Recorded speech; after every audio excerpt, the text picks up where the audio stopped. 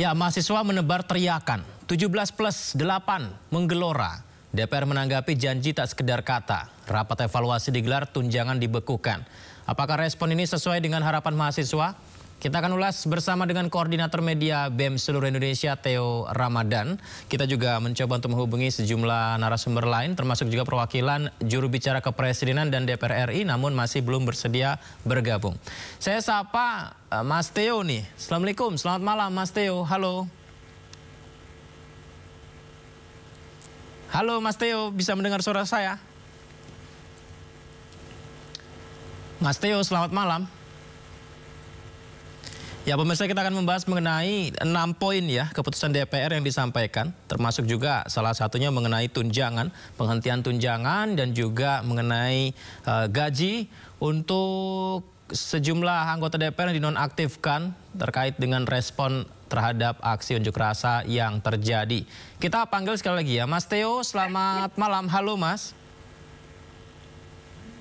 Halo, halo. Ya, Mas. Selamat malam. Suara saya terdengar, Mas Theo? Kedengaran. Oke. Mas Theo, saya ajak untuk menanggapi tentang yang direspon oleh DPR ya, melalui Pak Sufmi Dasko tadi ya. Ada 6 poin, Mas Theo. Langsung saja yang pertama, kita ulas satu persatu. Yang pertama, DPR menyepakati menghentikan pemberian tunjangan perumahan sejak tanggal 31 Agustus 2025. Apakah ini seperti yang diinginkan oleh teman-teman ketika unjuk rasa, Mas? Poin pertama dulu. Oke, terkait dengan poin pertama ini, itu terkait dengan tunjangan ya. Tunjangan Dewan Perwakilan Rakyat Republik Indonesia. Tentunya ini yang menjadi pemantik kita. Maaf di Mas awal. Theo, bisa agak sedikit lebih keras suaranya Mas? Pokoknya nggak kedengaran. Ya, boleh. Agak lebih kencang mungkin. Silakan Mas.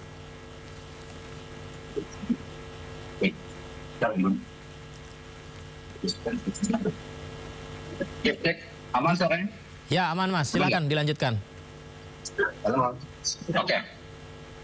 Ya, ini saya menanggapi untuk poin yang pertama yang disampaikan oleh Pak Dasko ya. Dia menyampaikan akan menindaklanjuti dan menghentikan tunjangan terkait dengan tunjangan baik itu Madinah ataupun tunjangan yang mengalami kenaikan yang sebelumnya disampaikan oleh Presiden Republik Indonesia. Kami dari BEM RI menyikapi hal tersebut merupakan suatu hal yang sudah tepat dilakukan. Karena mengapa? Karena kami melihat bahwasannya ya inilah yang menjadi pemantik terjadinya aksi besar-besaran dari tanggal 25 Agustus sampai tanggal 28 dan 2 September yang berjilid-jilid. Jadi artinya dengan kita melihat bahwasannya Dewan Perwakilan Rakyat Republik Indonesia itu mendengarkan aspirasi kita, maka kami, PSSI dan seluruh masyarakat yang ada di Indonesia masih memiliki kepercayaan. Walaupun ya ini menjadi awal kami.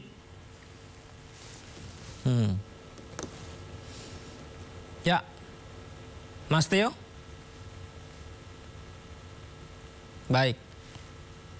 Baik, Mas Theo, kami coba akan perbaiki saluran komunikasi kita terlebih dahulu ya. Saya mencatat apa yang disampaikan Mas Theo tadi adalah mengenai respon awal yang cukup diapresiasi oleh rekan-rekan mahasiswa. Ini mengenai tunjangan yang dihentikan, termasuk di poin pertama, pemirsa, DPR RI menyepakati menghentikan pemberian tunjangan perumahan anggota DPR RI terhitung sejak tanggal 31 Agustus 2025.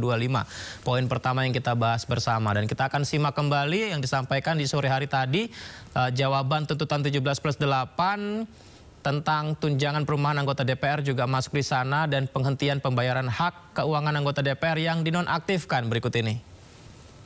Pada hari ini kami akan menyampaikan hasil keputusan rapat konsultasi pimpinan DPR dengan pimpinan fraksi-fraksi DPR RI yang dilaksanakan kemarin pada hari Kamis tanggal 4 September 2025. Yang poin pertama, 1. DPR RI menyepakati menghentikan pemberian tunjangan perumahan anggota DPR RI terhitung sejak tanggal 31 Agustus 2025. Yang kedua, DPR RI melakukan moratorium kunjungan kerja ke luar negeri DPR RI terhitung sejak tanggal 1 September 2025 kecuali menghadiri undangan kenegaraan.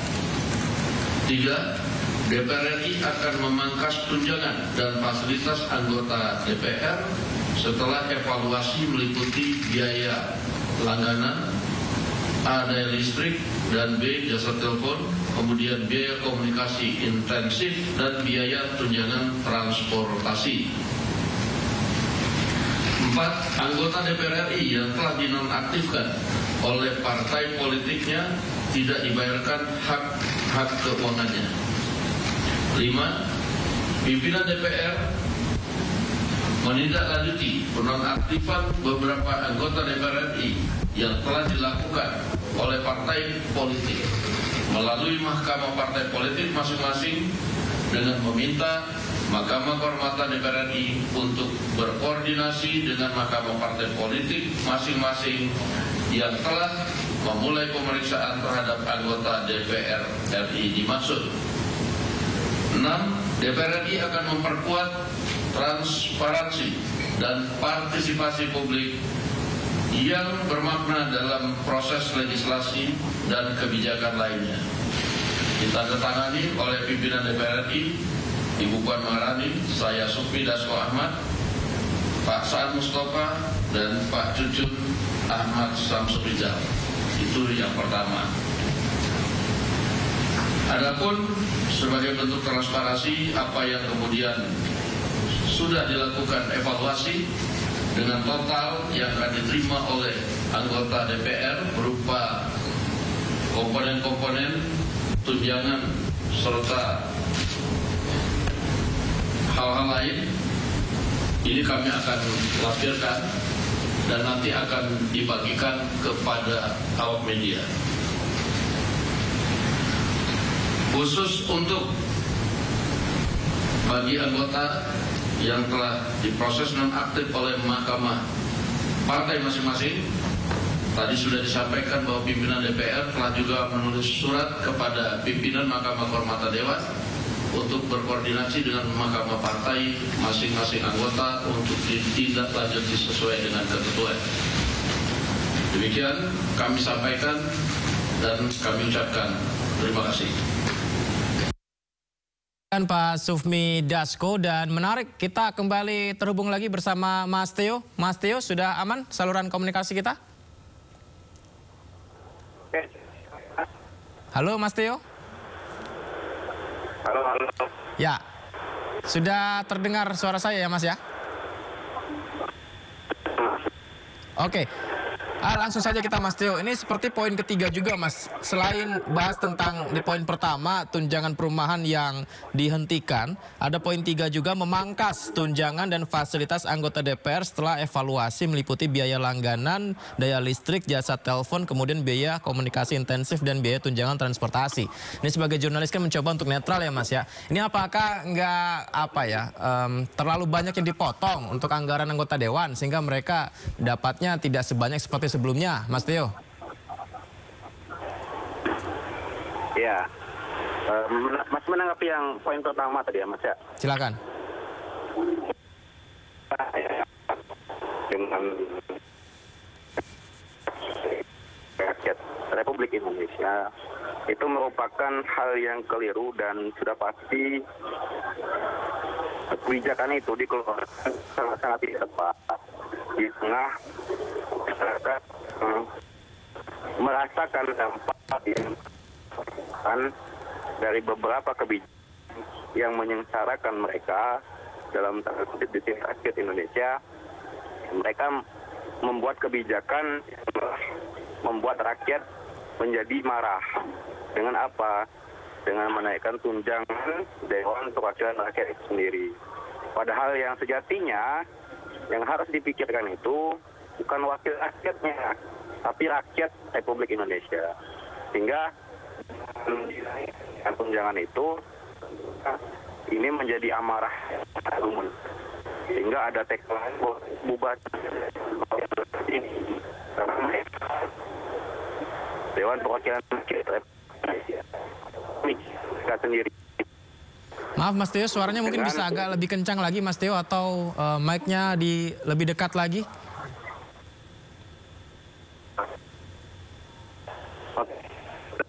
Ya, supaya lebih jelas lagi Mas Teo. Saya catat sih beberapa hal yang Anda sampaikan barusan sambil Anda perbaiki ya mikrofonnya begitu. Ini adalah yang Anda sampaikan tentang situasi masyarakat yang dalam ekonomi tidak begitu baik, tapi justru anggota Dewan Wakil Rakyatnya mendapatkan tunjangan dan juga pendapatan yang sangat tinggi begitu ya, sehingga adanya ketimpangan di situ, dan itu yang diprotes, dan juga mengapresiasi tentang 6 poin keputusan DPR begitu ya Mas Teo ya. Bisa dilengkapi, silakan Mas Teo. Betul. Ya, jadi adanya 17/8 ini itu merupakan rangkuman dari pemerintahan sebelumnya. Nah, kita gram sudah muat dan memiliki amarah yang tidak terkontrol. Mas Teo mungkin bisa lebih kencang lagi suaranya Mas? Oh, masih. Ya, kami masih putus-putus mendengar suaranya. Cek, aman ya. Ya, silakan dilanjutkan, tapi agak lebih kencang dikit ya, silakan Mas. Oke, masih lanjut yang tadi ya? Ya, oke. Jadi Silakan. gini, poinnya, kami mewakili rakyat Indonesia dari BMSI, BEM seluruh rakyat Indonesia menyatakan bahwasanya pemerintahan hari ini haruslah berbenah. Itulah kenapa kami sampaikan bahwasanya tagline yang kami buat itu adalah selamatkan Indonesia. Karena Indonesia ini harus diselamatkan. Kami cinta dengan negara ini, kami cinta dengan bangsa ini, tapi kalau misalkan bangsa ini terus seperti ini, maka harus ada yang menyelamatkan. Dan Indonesia harus berbenah. Dari apa? Dari tuntutan-tuntutan yang kami berikan. Itu Mas. Baik. Mas, kemudian yang kedua juga salah satu disoroti adalah tentang anggota Dewan yang dinonaktifkan, sejumlah nama juga itu gajinya tidak dibayarkan terlebih dahulu. Ini seperti apa tanggapannya?